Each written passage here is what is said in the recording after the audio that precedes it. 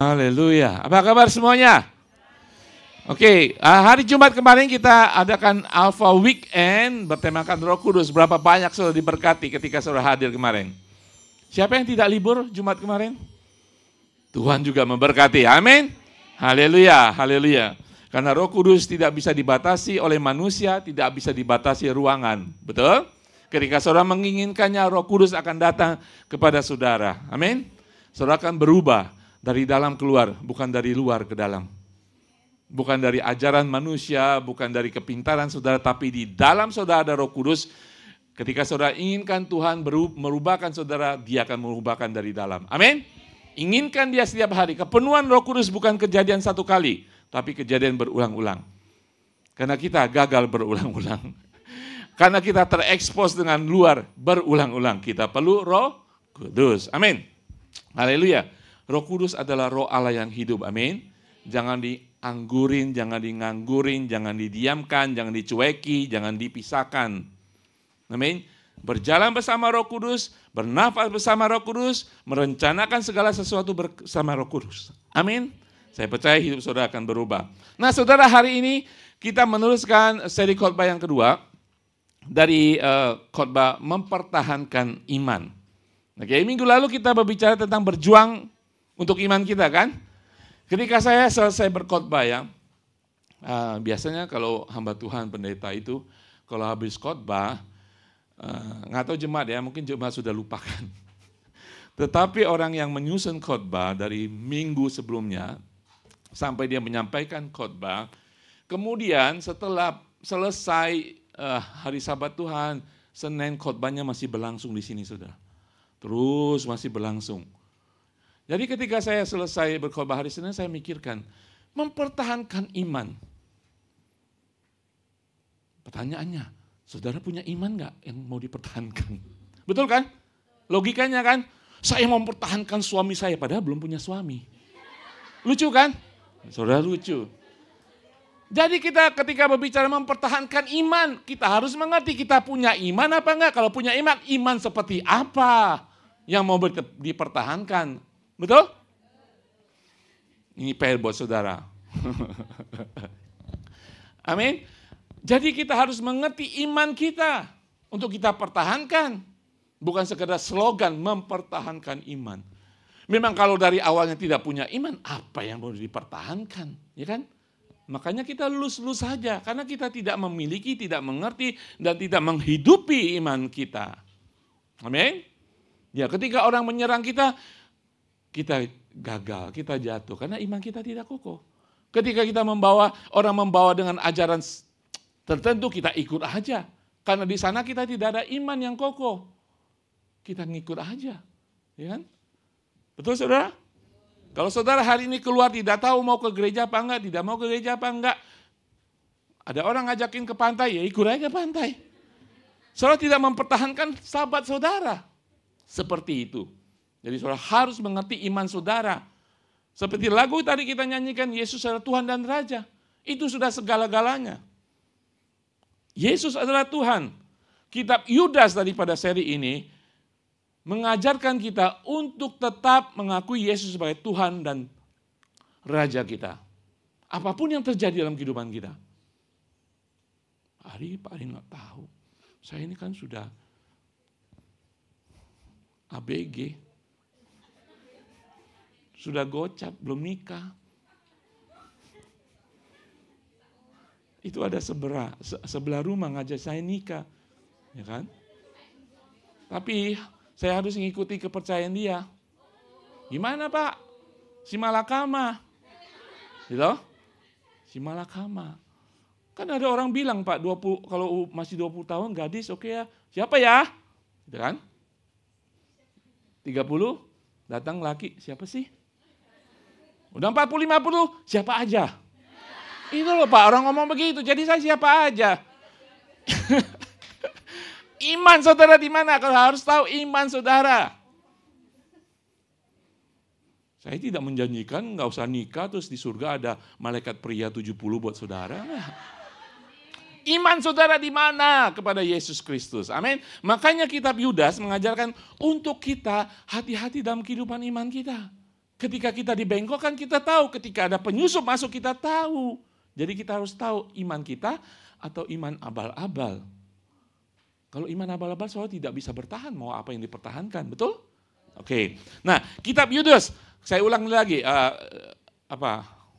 garis besarnya kitab Yudas ditulis oleh Yudas, temanya berjuang untuk mempertahankan iman.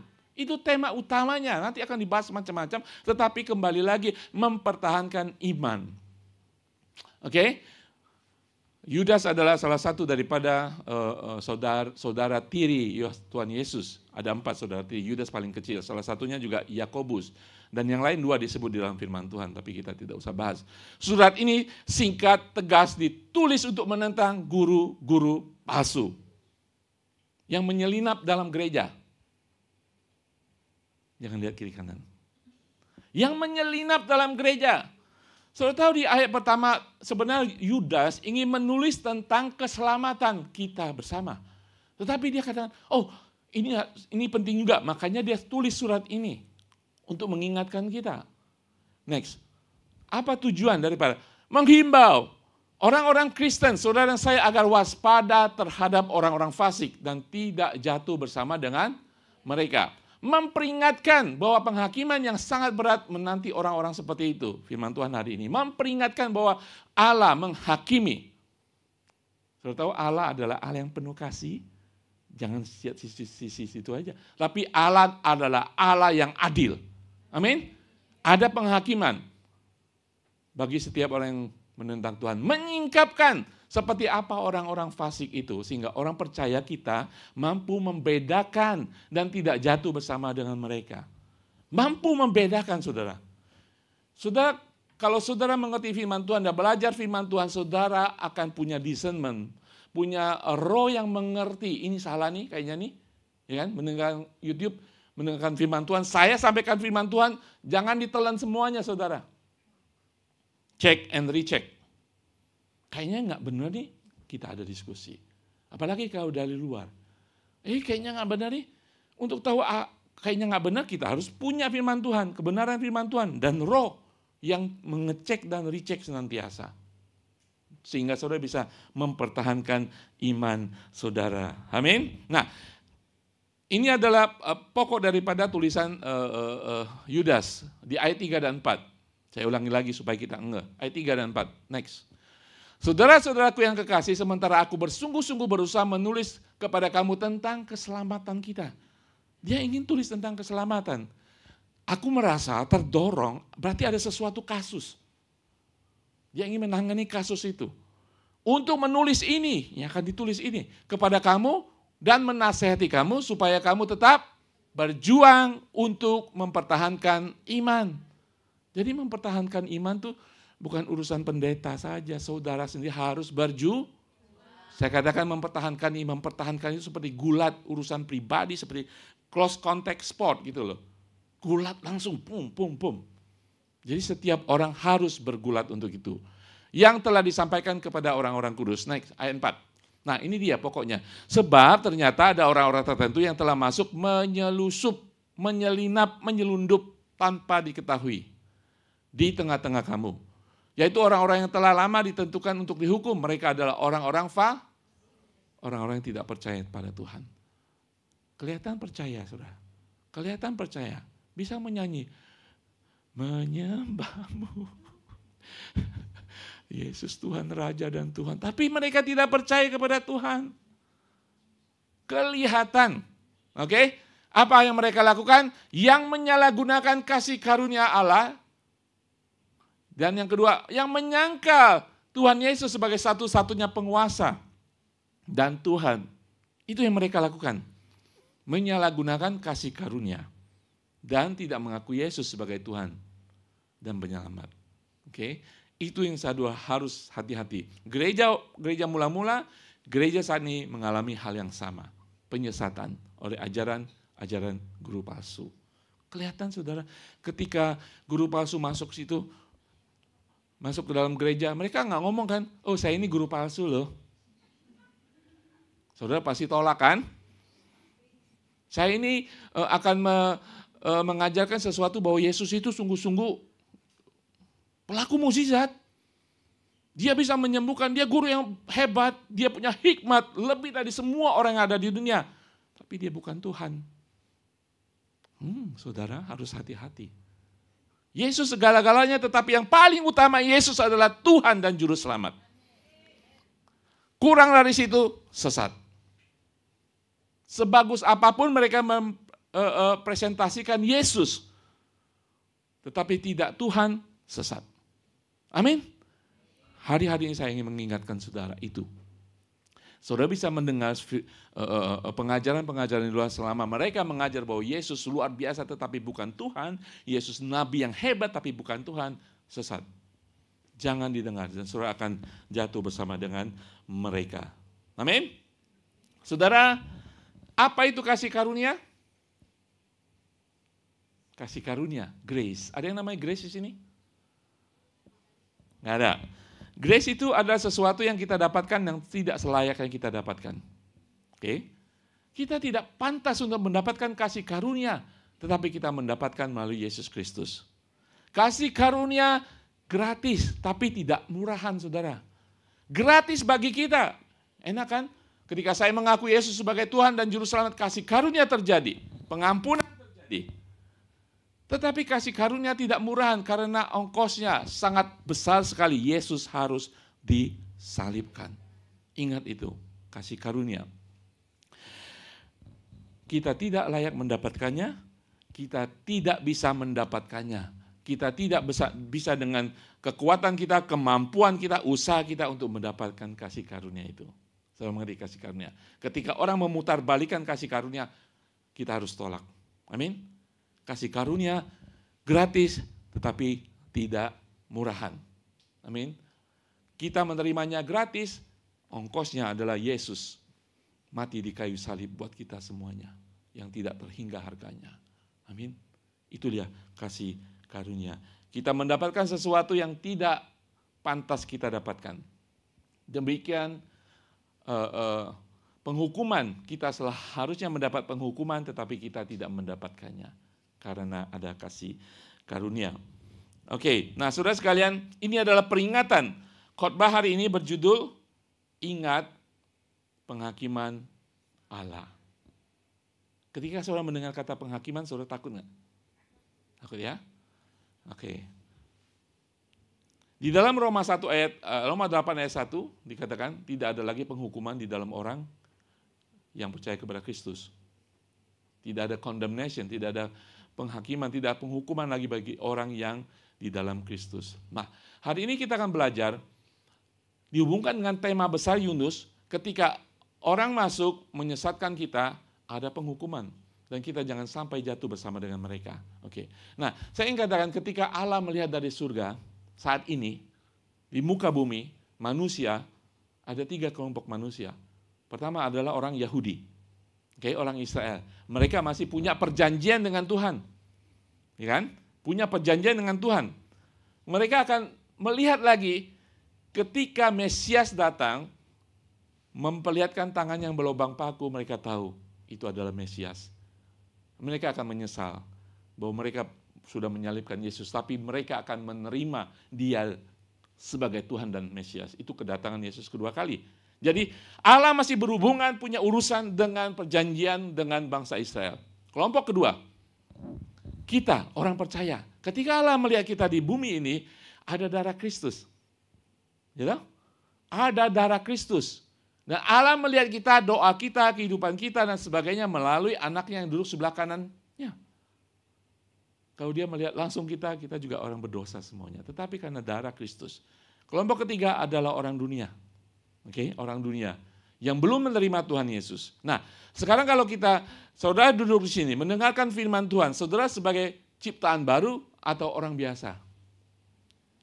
Ciptaan baru, ada darah Kristus sebagai orang percaya, ya kan?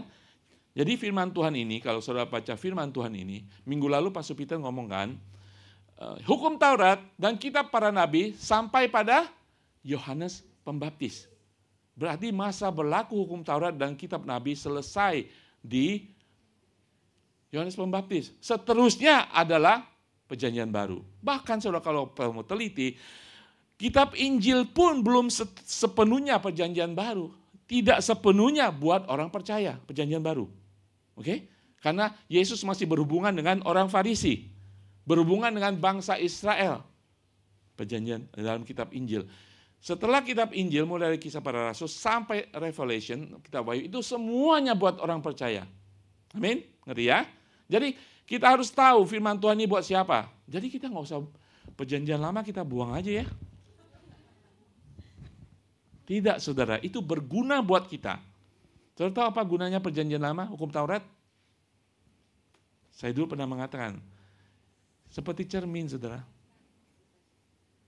Kalau selfie saudara ada filter nggak kelihatan jerawatnya. Oke? Ketika saudara lihat cermin kan nggak ada filter kan? Apalagi cerminnya adalah, ilah saya punya tompel, saya punya flek, bekas jerawat, kelihatan kan?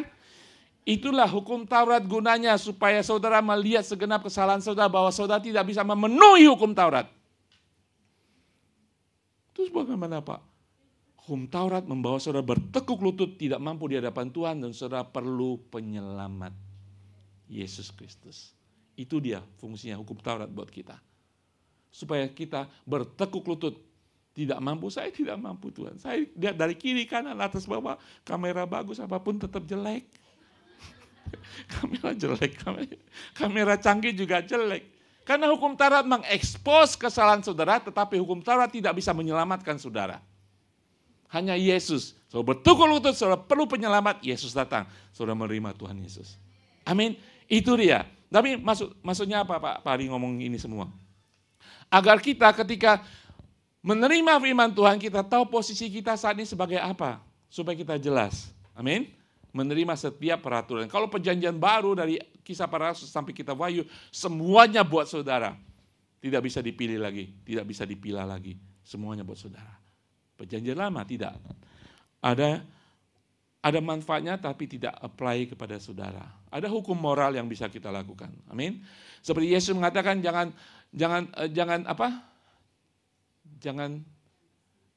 berzina, oke? Dikatakan ditingkatkan saudara, sebenarnya hukum Tuhan Yesus itu ditingkatkan daripada hukum Taurat. Jangan membunuh. Ketika saudara ngomong di belakang orang pun saudara sudah membunuh. Lebih parah kan? Tapi bisa melakukannya dalam kasih di dalam Tuhan. Amin. Sebenarnya Yesus meningkatkan upgrade daripada hukum Taurat. Lebih berat lagi. Oke, itu khotbah yang lain. Sekarang kita lihat. Itu pengantar untuk kita mengerti isi khotbah ini. Di ayat ke-5 sampai ke-7. Ini peringatan. Ya. Jadi ayat 5 berkata, aku ingin memperingatkanmu, tadi menasehatimu. Ya kan? Bahwa ada ini, ada itu, ajaran sesat. Dan sekarang dia mengatakan, aku ingin mengingatkanmu, meskipun kamu telah mengetahui sepenuhnya. Ya kan? Apa yang diketahui sepenuhnya? Kita lihat di ayat 5 dan 6 dan 7. Jadi di sini, oke.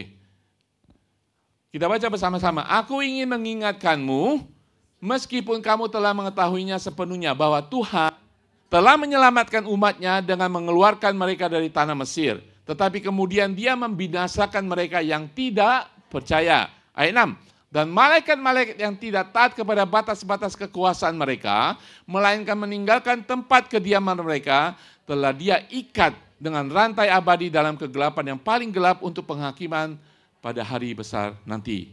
Ayat 7.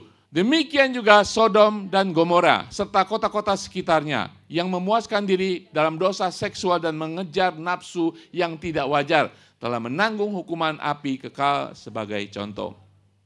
Nah saudara, bahwa Allah itu adil. Dia menghukum. Ada 3 hal di sini. Ini adalah sejarah. Yudas mengatakan, aku mengingatkanmu akan hal yang sudah kamu mengerti. Kalau kita baca ini, kita tahulah yang ayat yang pertama kita ngerti tentang orang Yahudi, orang Israel yang terkenal dengan orang yang bangsa yang tegar tengkuk. Okay? Yang kedua tentang malaikat kita tidak mengerti. Nanti kita akan lihat sebenarnya. Tentang Sodom Gomora kita tahu sedikit-sedikit, tetapi tidak dijelaskan detail. Karena Yudas mengirimkan surat Yudas ini kepada orang-orang yang mengerti semua apa yang diomongin. Sebagai contoh bahwa Allah semuanya sama, menghakimi. bagi mereka yang memberontak terhadapnya. Oke, kita lihat. Pertama,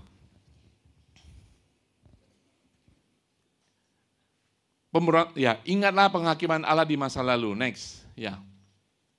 Kita belajar pemberontakan Israel melawan Allah dan kepemimpinan Allah. Pemberontakan para malaikat melawan batas-batas Allah. Pemberontakan bangsa-bangsa lain terhadap standar moral Allah. Oke, yang pertama kita lihat. Ayat 5 tadi mengatakan, next. Aku ingin mengingatkanmu meskipun kamu telah mengetahui sepenuhnya bahwa Tuhan telah menyelamatkan umatnya dan mengeluarkan mereka dari tanah Mesir, tetapi kemudian ia membinasakan mereka yang tidak percaya. Ini ada dua hal, saudara. Kalau saudara mengerti firman Tuhan tentang kitab Keluaran, tentang bagaimana Allah membawa bangsa Israel yang menjadi budak berapa tahun di tanah Mesir? 400 tahun, saudara. 400 tahun lebih menjadi budak di tanah Mesir dari zamannya Yusuf sampai zamannya Musa. 400 tahun, saudara. 400 tahun lama apa enggak? Lama ya. Jadi budak semua, bangsa turun-temurun jadi budak. Kemudian Tuhan melepaskannya dari perbudakan mereka. Nah, saudara tahu ketika kita tahu bangsa 10 tula dan sebagainya, Musa membawa mereka sampai ke tepi sungai, laut saya hati-hati ke lampu merah. Saya selalu lampu merah. Sampai ke tepi laut merah. Oke. Kemudian saudara membuat suatu bangsa yang sekitar 2 juta keluar dari Firaun, saudara. Firaun itu yang paling berkuasa di dunia pada saat itu suatu mujizat, saudara. Betul kan? 400 tahun menjadi budak, bangsa budak, bukan keluarga budak, bukan bapak budak. Bangsa budak keluar dari tanah Mesir dengan 10 tula dan sebagainya, itu sudah mujizat kan? Kemudian sampai di tepi Laut Merah, mereka melihat ke belakang serdadu Mesir mengejar, mereka komplain. Kenapa mereka komplain? Karena mereka tidak percaya. Tapi Tuhan dikatakan ketika bahwa Tuhan telah menyelamatkan mereka dengan mengeluarkan mereka dari tanah Mesir. Itu pemberontakan mereka pertama. Kita lihat di ayat Keluaran 14. Ketika Firaun telah dekat, orang Israel menoleh, maka tampaklah orang Mesir tergerak menyusul mereka. Lalu sangat ketakutanlah orang Israel dan mereka berseru-seru kepada Tuhan. Berseru-seru kepada Tuhan, komplain kepada Tuhan. Dan mereka berkata kepada Musa, kepada pemimpin yang dipilih oleh Allah, apakah karena tidak ada kuburan di Mesir? Sinis sekali ya. Ini bangsa yang memang sinis sekali. Maka engkau membawa kami untuk mati di padang gurun ini. Apakah yang kau perbuat ini terhadap kami dengan membawa kami keluar dari Mesir? Bukankah ini telah kami katakan kepadamu di Mesir? Janganlah mengganggu kami, biarlah kami bekerja pada orang Mesir. Ini mental budak. Sebab lebih baik bagi kami untuk bekerja pada orang Mesir daripada mati di padang gurun. Mereka tidak hanya menentang Yahweh, menentang pemimpin yang dipilih oleh Yahweh, mereka menentang rencana Tuhan. Mereka tahu ada perkataan Yusuf untuk membawa tulang-tulangnya ketika sudah mati kembali ke tanah perjanjian. Mereka mengerti semua itu. Tapi di sini mereka setelah melihat mukjizat Tuhan mengeluarkan mereka dari Firaun, mereka komplain, tidak percaya. 2, bukan tidak ada uang. Tuhan memberikan dia harta luar biasa, emas. Kita tahu emas yang dikasihnya berapa banyak? Setiap orang mendapat emas daripada bangsa Israel. Nah, tidak hanya di sini.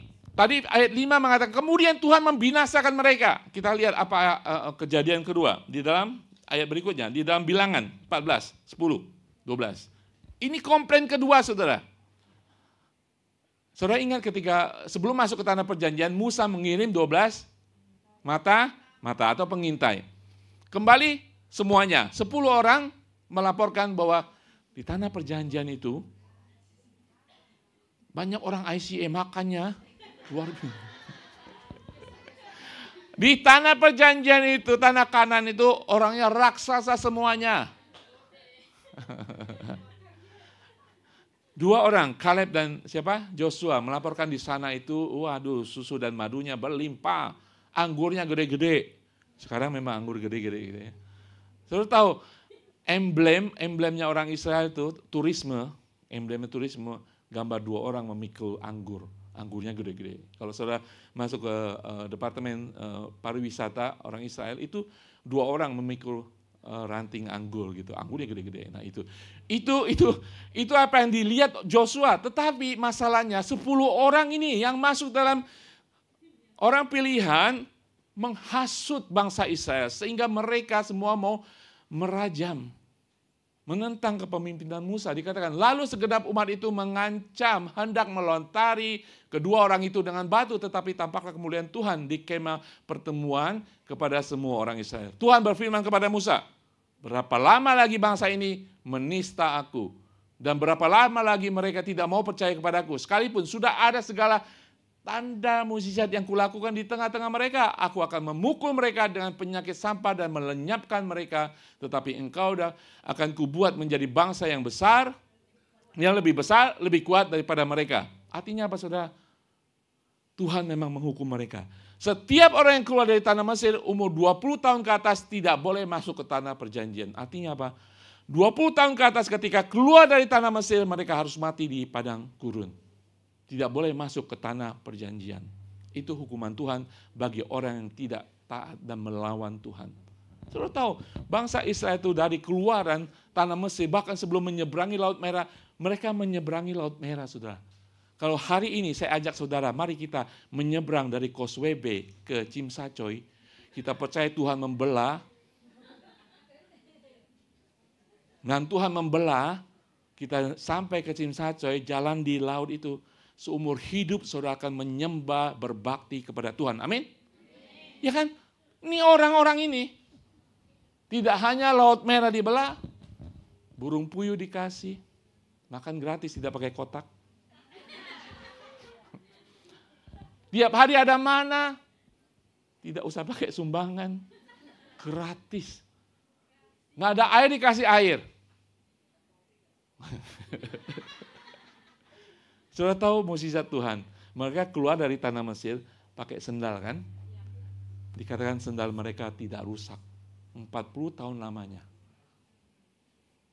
Saudara mau sendal itu? Ya. Saudara makanan mana mau? Itu makanan pala juara. Mereka komplain karena mereka tidak pernah puas. Tegar.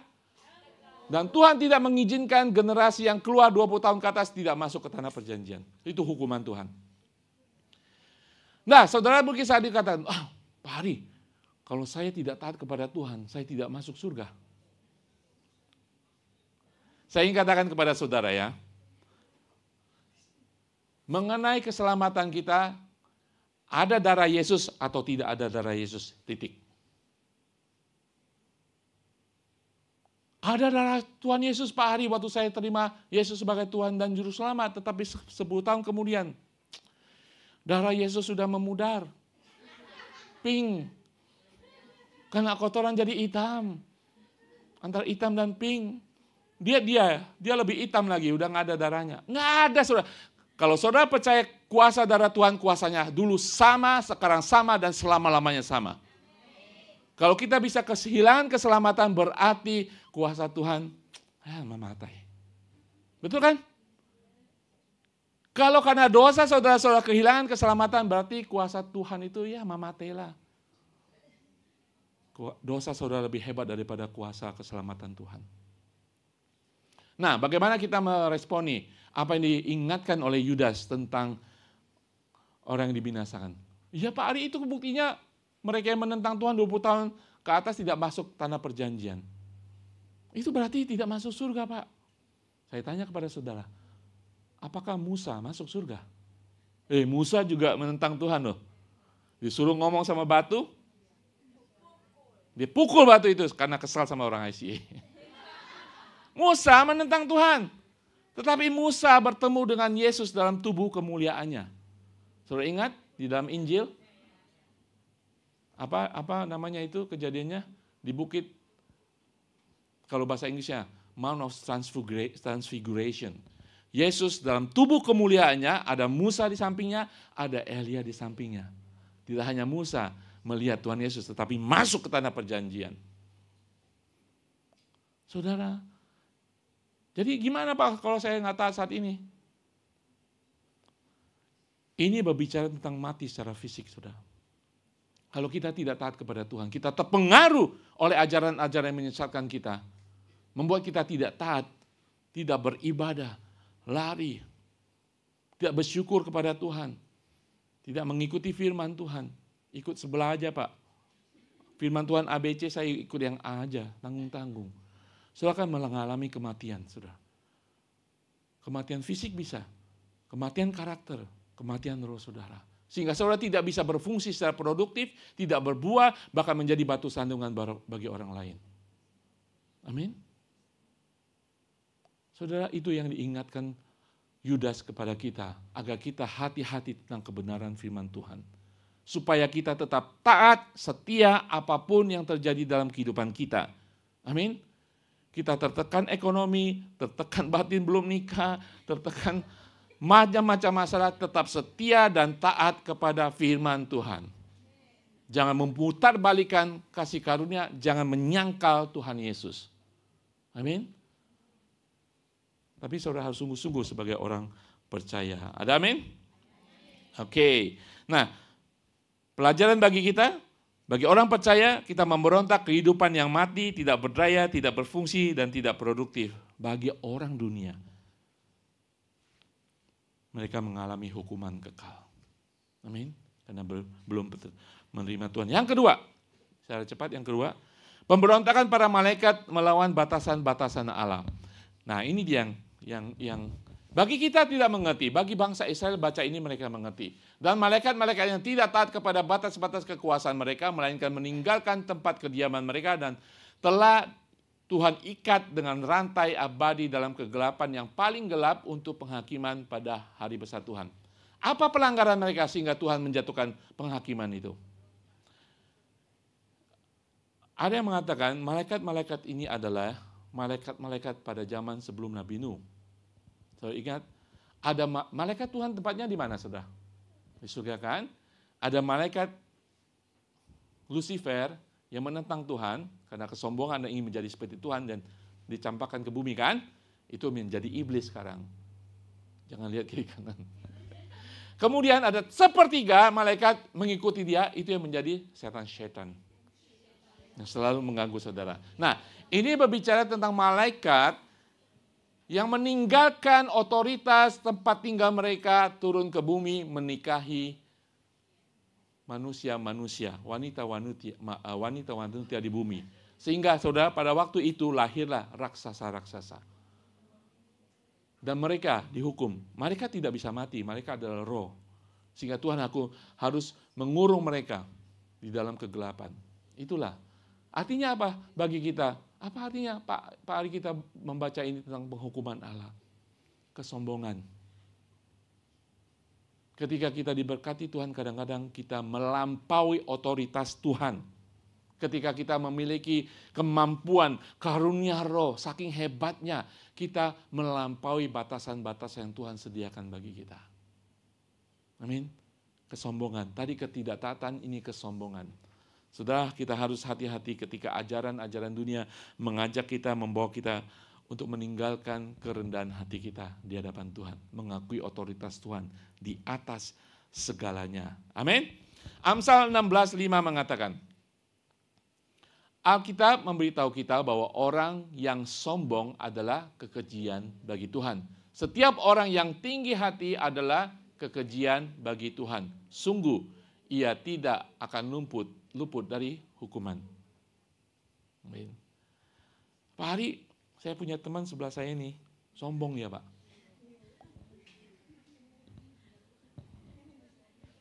Sombong dihukum Tuhan, saudara. Saudara, saya tanya, ketika saudara menjadi pengikut Tuhan, hidup lebih susah kan? Nggak boleh ini, nggak boleh ini, nggak boleh ke situ, nggak boleh ke sini. Betul? Ketika saya ke situ, hukumannya ada. Ketika saya melakukan dosa, ketahuan, malu saya. Ya kan? Itu hukuman saudara di bumi ini. Saudara mau hukum di bumi atau di surga, di akhirat nanti?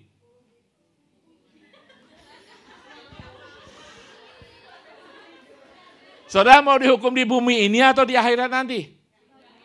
Di bumi kan? Lebih baik lagi jangan melakukannya. Pak Hari kok menjebak? Ya karena kita melakukan kesalahan dalam hidup kita kan? Betul? Betul kan? Kenapa ada kata orang berdosa hidupnya enak ya? Semenjak saya jadi Kristen malah nggak enak. Ya itu, karena saudara didisiplin, dihukum di muka bumi ini. Amin. Saudara diasah, saudara didisiplin, diajar dan ya, itu Bapa sayang kepada kita. Mengerti saudara ya? Oke. Tuhan tidak suka dengan sombong, pasti ada hukumannya. Yang ketiga, kita bahas yang ketiga. Pemberontakan bangsa-bangsa lain terhadap standar-standar moral Allah. Ayat 7. Demikian juga Sodom dan Gomora serta kota-kota di sekitarnya yang memuaskan diri dalam dosa seksual dan mengejar nafsu yang tidak wajar telah menanggung hukuman api kekal sebagai contoh. Saudara tahu cerita sebelum Sodom dan Gomora dihanguskan? Ya, Lot, ada Abraham, ada Lot. Terus ada siapa lagi? Istrinya Lot yang paling terkenal. Oke, tapi sebelumnya selalu tahu apa yang terjadi di Sodom dan Gomora? Ya, saudara ngerti kata sodomi? Itu dari kata kota Sodom. Ya, laki sama laki dan kacau balau semuanya. Dan tidak hanya itu saudara. Firman Tuhan kalau saudara baca, Tuhan mengirimkan malaikat. Malaikat pun mau diperkosa. Iya, saudara baca. Saking bejatnya. Dan ini berbicara tentang dunia luar ya. Tadi berbicara tentang bangsa Israel, tentang malaikat, ini berbicara tentang orang-orang luar. Kalau mereka membawa Sodom dan Gomora, kehidupan Sodom Gomora sebelumnya masuk dalam gereja, saudara harus hati-hati. Karena kenapa saudara? Ada institusi gereja yang mengizinkan, seperti mengakui pernikahan sejenis. Ini berbicara tentang ketidaktaatan manusia tentang peraturan yang diciptakan oleh Tuhan. Pernikahan laki-laki dan wanita. Ini melanggar moral Tuhan tentang hubungan manusia. Suami dan istri, laki-laki dan perempuan. Tuhan membumi hanguskan Sodom dan Gomora. Kita harus hati-hati. Orang masuk dan kemudian mengajarkan pengajaran, ya nggak apa-apalah, kan sudah maju dunia sekarang. Yang penting urusan mereka, urusan kamu yang urusan kamu. Kamu mau laki dan perempuan nggak apa-apa. Saya kan boleh perempuan, laki dan laki. Ya kan nggak merugikan kamu. Saya kan sering kasih makan buat kamu. Kebenaran firman Tuhan, peringatan daripada Yudas buat kita semuanya. Jangan biarkan itu masuk dalam gereja. Gereja di Amerika sudah kacau. Amin. Mari kita tetap pelihara kebenaran firman Tuhan, mau dibilang konservatif, tetapi inilah kebenaran hakiki. Mau bilang ketinggalan zaman, Yesusku sama dulu, sekarang, dan selama-lamanya. Dia tetap Yesus, tetap Tuhan dalam kehidupan kita. Amin. Oke. Melanggar otoritas Tuhan, melanggar pimpinan daripada yang ditunjukkan Tuhan, kesombongan, dan kemudian melanggar hukum moral Tuhan. Itu yang akan mendatangkan hukuman daripada Tuhan. Oke? Nah, jangan sampai itu semua masuk dalam kita tetap waspada, memperhatikan itu semuanya. Poin besar kedua, tadi ingatlah akan penghakiman Tuhan di masa lalu, kita mengingat semuanya. Sebagai pembelajaran buat kita. Ya. Mungkin kita tidak mengerti secara detail apa yang dijelaskan Yudas, tapi kita tahu saat ini. Tuhan tidak suka orang yang sombong, tidak suka orang yang tidak taat, tidak suka kepada orang yang melanggar kebenaran firman Tuhan. Ingatlah penghakiman Allah di masa depan. Akan terjadi penghakiman di akhir zaman nanti. Namanya penghakiman tata putih. Bagi setiap kita yang percaya, kita akan dihakimi. Itu namanya penghakiman reward, penghakiman pahala. Bagi yang belum percaya, penghakiman kepada neraka. Amin. Setiap kita dihakimi. Nah, kita lihat di ayat ketiga, 14-15. Yudas mengingatkan tidak hanya penghakiman Allah pada nenek moyang mereka, kejadian-kejadian sebelumnya, tetapi juga mengingatkan penghakiman yang akan datang. Juga tentang orang-orang inilah, Henok. Mengerti siapa Henok? Ada kitab Henok. tapi tidak dimasukkan ke dalam Alkitab. Tapi Yudas mengambil referensi daripada kitab Henok. Ya. Tidak dalam Alkitab, tetapi itu suatu kebenaran sejarah. Keturunan ketujuh dari Adam bernubuat. Lihatlah Tuhan datang bersama beribu-ribu orang kudusnya untuk menjalankan penghakiman atas semua orang. Menghukum semua orang fasik atas semua perbuatan fasik. Dan mereka melakukan dengan cara yang fasik. Berapa kali fasik? Bingung sudah. Dan atas semua perkataan kasar yang telah diucapkan oleh orang-orang berdosa yang fasik. 4. Orang yang ungodly, yang tidak mengakui Tuhan sebagai Tuhan dan Juru Selamat. Yang menghina Tuhan. Tuhan akan menghakimi. Amin. Kalau saudara membaca ini, saudara harus mengingat teman-teman saudara, keluarga saudara yang belum percaya kepada Tuhan. Amin. Kita tidak duduk sini nunggu pesawat sampai ke surga nanti. Ada keluarga kita yang belum dapat tiket. Kita bawa mereka untuk percaya kepada Tuhan.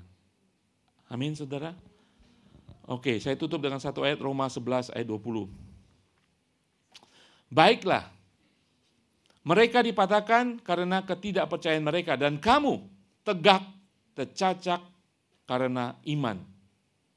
Tercacak itu seperti dicangkokkan. Di dalam kehidupan kita memiliki iman di dalam Kristus. Janganlah kamu sombong, tetapi takutlah. Amin. Tetap berdiri dalam iman. Di awal firman Tuhan saya katakan, saudara harus mengerti iman saudara seperti apa, sehingga saudara bisa mempertahankan. Kalau saudara tidak mengerti apa milik saudara yang berharga, ambillah, ambil semuanya. Kita tidak bisa mempertahankan yang berharga dalam kehidupan kita. Mengerti saudara ya? Jadi mulai sekarang, Pak, bagaimana saya memiliki iman yang saya mengerti iman saudara? Baca firman Tuhan.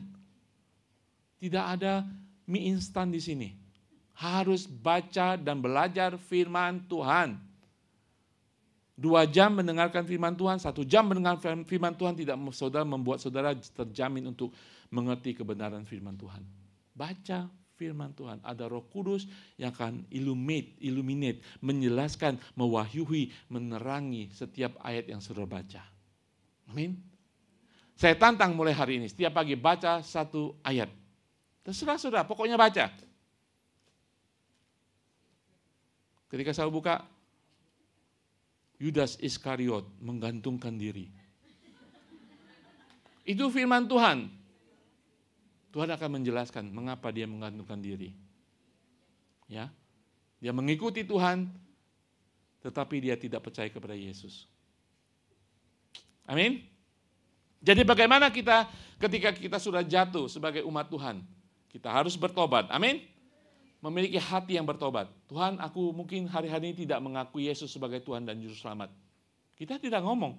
Tetapi ketika kita mengandalkan orang lain, kita menggantungkan Yesus, memasukkan Yesus di lemari. Tuhan, kamu nganggur dulu ya, karena ada teman saya akan nolong saya. Kita tidak mengakui Yesus sebagai Tuhan dan Juru Selamat. Kenapa? Karena pengaruh dunia. Ajaran dunia membuat kita tidak percaya kepada Yesus. Kita lemarikan Tuhan Yesus.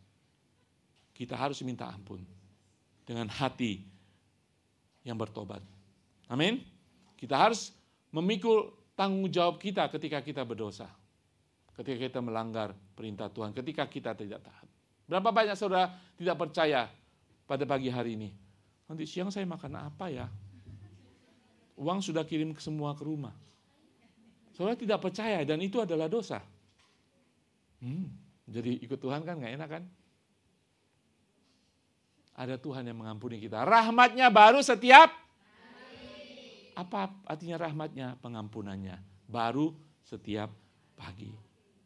Dosa yang kita lakukan sengaja, dosa yang tidak kita sadari, dosa mengikuti ajaran sesat, sehingga kita mempetikan Tuhan Yesus, mengganggukan Roh Kudus dalam kehidupan kita, kita harus bertobat. Amin.